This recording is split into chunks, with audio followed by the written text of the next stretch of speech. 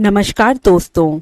आज मैं आपको स्वामी विवेकानंद के जीवन की ऐसी प्रेरक कहानियां सुनाने जा रही हूं जो हमें हमारी जिंदगी में बहुत कुछ सिखा जाती हैं। पहली कहानी है, संस्कृति वस्त्रों में नहीं चरित्र के विकास में है। एक बार जब स्वामी विवेकानंद जी विदेश गए तो उनका भगवा वस्त्र और पगड़ी देखकर लोगों ने पूछा, आपका बाकी सामान कहाँ है? स्वामी जी बोले, बस यही सामान है। तो कुछ लोगों ने व्यंग किया कि अरे, यह कैसी संस्कृति है आपकी, तन पर केवल एक भगवा चादर लपेट रखी है, कोट पतलून जैसा कुछ भी पहनावा नहीं है।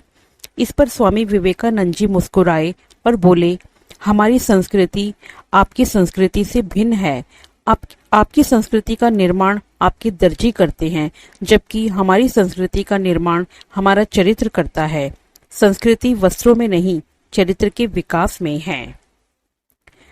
दूसरी कहानी है, अपनी भाषा पर गर्व।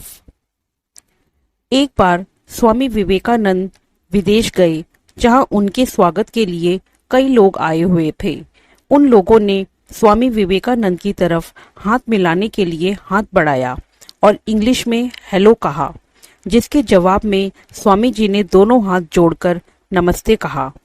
उन लोगों को लगा कि शायद स्वामी जी को अंग्रेजी नहीं आती है, तो उन लोगों में से किसी ने हिंदी में पूछा, आप कैसे हैं? तब स्वामी जी ने कहा, I am fine, thank you. उन लोगों को बड़ा ही आश्चर्य हुआ। उन्होंने स्वामी जी से पूछा कि जब हमने आपसे इंग्लिश में बात की तो आपने हिंदी में उत्तर दिया, और जब हमने हिंदी में पूछा तो आपने इंग्लिश में कहा, इसका क्या कारण है?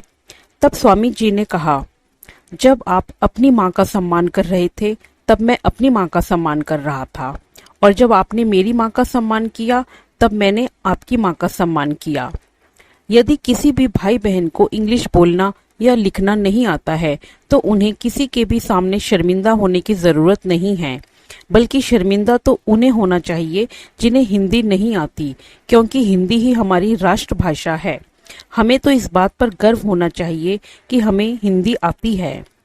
क्या आपने किसी देश में देखा है जहां सरकारी काम उनकी राष्ट्रभाषा को छोड़कर किसी अन्य भाषा या इंग्लिश में होता हो? यहाँ तक कि जो भी विदेशी मंत्री या व्यापारी हमारे देश में आते हैं वो अपनी ही भाषा में काम करते हैं या भाषण देते हैं, फिर उनके अनुवादक हमें हमारी भाषा या इंग्लिश में अनुवाद करके समझाते हैं। जब वो अपनी भाषा नहीं छोड़ते तो हमें हमारी राष्ट्रभाषा को छोड़कर इंग्लिश में काम करने की क्या जरूरत है? नंबर 3, देने का आनंद पाने के आनंद से बड़ा। भ्रमण एवं भाषणों से थके हुए स्वामी विवेकानंद जी अपने निवास स्थान पर लौटे। उन दिनों वे अमेरिका में एक महिला के यहाँ ठहरे हुए थे। वे अपने हाथों से भोजन बनाते थे। एक दिन वे भोजन की तैयारी कर रहे थे कि कुछ बच्चे पास आकर खड़े हो गए। उनके पास सामान्यतः बच्चों का आना जाना लगा ही रहता था। बच्चे भूखे थे। स्वामी जी ने अपनी सारी रोटियां एक एक कर बच्चों में बांट दी। महिला वहीं बैठी सब देख रही थी। उसे बड़ा आश्चर्य हुआ। आखिर उससे रहा नहीं गया तो उसने स्वामी जी से पूछ ही लिया, आपने सारी रोटियां उन बच्चों को दे डाली, अब आप क्या खाएंगे? स्वामी जी के अधरों पर मुस्कान दौड़ गई। उन्होंने प्रसन्न होकर कहा, माँ, रोटी तो पेट की ज्वाला शांत करने वाली वस्तु है। इस पेट में ना सही उस पेट में ही सही, देने का आनंद पाने के आनंद से बड़ा होता है। नंबर 4, सच्चा पुरुषार्थ। एक विदेशी महिला स्वामी विवेकानंद के समीप आकर बोली, मैं आपसे शादी करना चाहती हूँ। विवेकानंद बोले, क्यों? मुझसे क्यों? क्या आप नहीं जानती कि मैं एक सन्यासी हूँ? औरत बोली, मैं आपके जैसा ही गौरवशाली, सुशील और तेजोमयी पुत्र चाहती हूँ, और वो तब ही संभव होगा जब आप मुझसे विवाह करेंगे। विवेकानंद जी बोले, हमारी शादी तो संभव नहीं है, परंतु हाँ, एक उपाय है। औरत ने कहा, क्या? विवेकानंद जी बोले, आज से मैं ही आपका पुत्र बन जाता हूँ। आज से आप मेरी माँ बन जाओ। आपको मेरे रूप में बेटे जैसा बेटा मिल जाएगा। और औरत विवेकानंद के चरणों में गिर गई और बोली कि आप साक्षात ईश्वर के रूप हैं। इसे कहते हैं पुरुष और ये होता है पुरुषार्थ। एक सच्चा पुरुष वो ही होता है जो हर नारी के प्रति अपने अंदर मातृत्व की भावना उत्पन्न कर सके। नंबर 5, गंगा हमारी माँ है और उसका नीर जल नहीं अमृत है।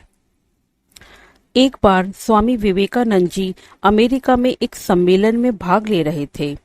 सम्मेलन के बाद कुछ पत्रकारों ने उनसे भारत की नदियों के बारे में एक प्रश्न पूछा।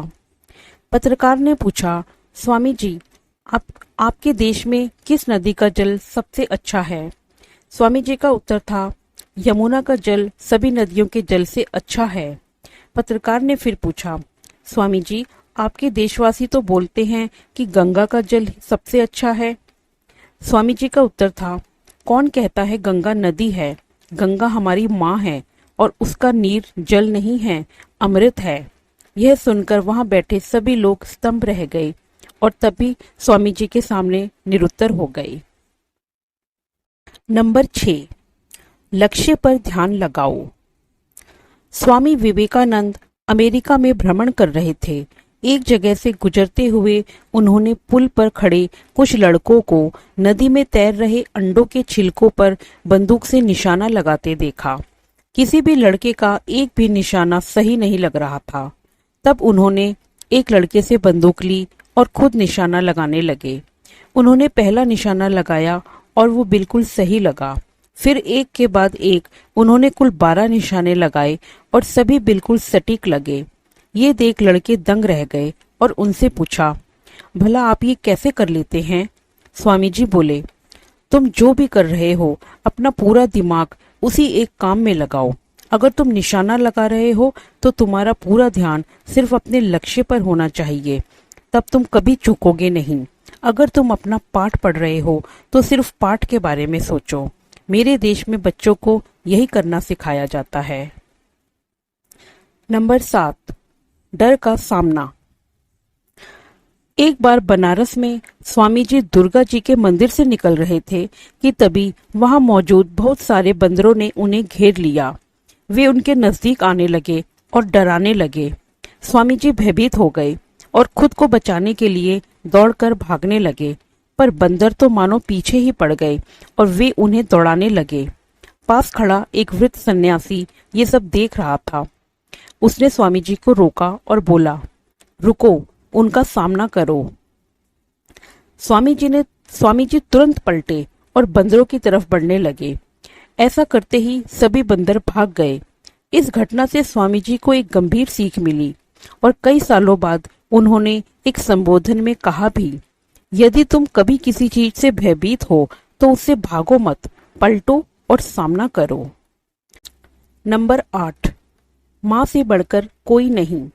स्वामी विवेकानंद जी से एक जिज्ञासु ने प्रश्न किया, माँ की महिमा संसार में किस कारण से गाई जाती है? स्वामी जी मुस्कुराए। उस व्यक्ति से बोले, 5 सेर वजन का एक पत्थर ले आओ। जब व्यक्ति पत्थर ले आया तो स्वामी जी ने उससे कहा, अब इस पत्थर को किसी कपड़े में लपेटकर अपने पेट पर बांध लो और 24 घंटे बाद मेरे पास आओ तो मैं तुम्हारे प्रश्न का उत्तर दूंगा। स्वामी जी के आदेशानुसार उस व्यक्ति ने पत्थर को अपने पेट पर बांध लिया और चला गया। पत्थर बंधे हुए दिन भर वो अपना काम करता रहा, किंतु हर क्षण उसे परेशानी और थकान महसूस हुई। शाम होते होते पत्थर का बोझ संभाले हुए चलना फिरना उसके लिए असह्य हो गया। थका मांदा वह स्वामी जी के पास पहुंचा और बोला, मैं इस पत्थर को अब और अधिक देर तक बांधे नहीं रख सकूंगा। एक प्रश्न का उत्तर पाने के लिए मैं इतनी कड़ी सजा नहीं भुगत सकता। स्वामी जी मुस्कुराते हुए बोले, पेट पर इस पत्थर का बोझ तुमसे कुछ घंटे भी नहीं उठाया गया। माँ अपने गर्भ में पलने वाले शिशु को पूरे 9 महीने तक ढोती है और गृहस्थी का सारा काम करती है। संसार में माँ के सिवा कोई इतना धैर्यवान और सहनशील नहीं है, इसीलिए माँ से बढ़कर इस संसार में और कोई नहीं है। तो दोस्तों, ये थी स्वामी विवेकानंद जी के जीवन की कुछ प्रेरक कहानियाँ।